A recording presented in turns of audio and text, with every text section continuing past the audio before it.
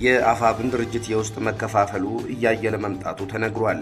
የፋኖ መሪዎች መከታው ማሞና ጌታ አስራደ የዘመነ ካሴን አዲስ የክህደት ሴራ በጥብቅ በመቃወም ከቡድኑ ተገንጥለው ለመውጣት መወሰናቸው ታውቋል። ይህ ውሳኔ ቡድኑ ውስጥ ያለውን ከፍተኛ የውስጥ ቀውስና መበታተን ይፋ ያደረገ ነው ተብሏል። የድርጅቱ ቁልፍ አመራሮች የሆኑት መከታው ማሞና ጌታ አስራደ በዘመነ ካሴ እየተመራ ያለው አዲስ አካሄድ የክህደት ሴራ ነው በሚል በጽኑ ተቃውሞታል።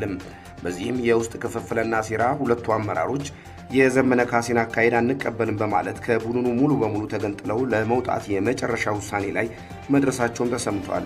የታዋቂ መሪዎች እርስ በርስ የሚካሰሱበትና የሚገነጠሉበት አዲስ ምዕራፍ የቡድኑ ማክተም ፍጻሜ ይበልጥ ያፋጠነው እንደሆነ የቅርብ ታዛቢዎች እየገለጹ ይገኛሉ። የቡድኑ መፈረካከስ መከታው ማሞ የሸዋ ታጣቂዎችን አቅም በማዳከምና ታጣቂዎችን ለተለየ የፖለቲካ ሴራ በመጠቀም በህወሓትና በሻዕቢያ አጀንዳዎች ስር የተጠመደው የዘመነ ካሴ የግል ድርጅት አፋብንን ጥለው ለመውጣት ዋነኛ ምክንያታቸውም ነው ተብሏል። ይህ የሁለቱ ተጽዕኖ ፈጣሪ መሪዎች መከታው ማሞና ጌታ አስራደ ራሳቸውን ማግለል በአፋብን መዋቅር ላይ የሚያደርሰው ተጽዕኖ ቀላል እንደማይሆንም ይነገራል።